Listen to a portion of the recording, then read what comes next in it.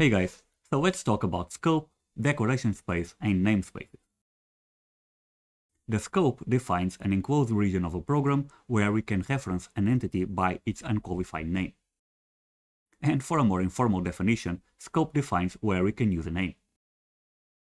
Let's consider the following example. In CSharp, a scope is defined by a block statement enclosed in braces. In this case, we have 4 different scopes: the class scope, each one of the methods, and the if block. So as you can see, scopes can overlap each other. An entity defined in an outer scope is available in the inner scopes, but not the other way around.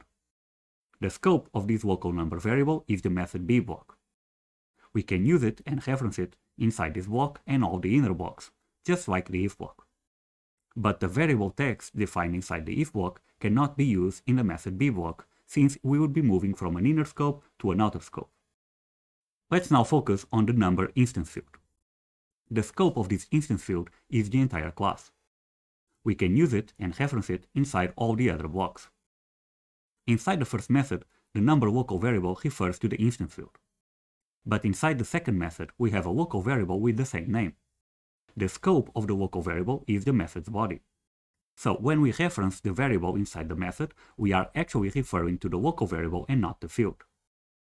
We say that the field is being hidden by the local variable. The local variable, since it's declared in an inner scope, hides the field which is in an outer scope. Please note that we cannot hide local variables in the same way as with fields. This is related to the declaration space.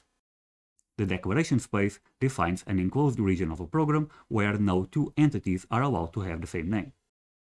And for a more informal definition, the declaration space defines where a name must be unique. So inside the class body, we cannot have any other field with the same name, except inside the methods. And in terms of declaration space, methods are treated as a single entity, meaning that any local variable must be unique throughout the method's body, even if it's inside an inner scope. So although we cannot reference the local variable declared in the if statement in the outer scope, we cannot have any other variable with the same name on the method's body. And in the same way, variable hiding does not work. So we cannot declare a variable with the same name inside a method's inner scope. Let's finish talking about namespaces. Namespaces are used to declare a scope that contains a set of related objects.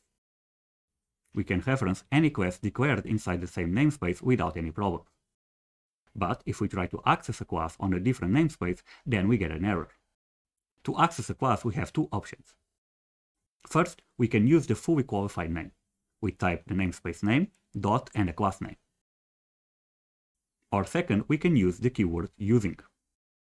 It allows us to use classes from other namespaces without having to write each time the fully qualified name.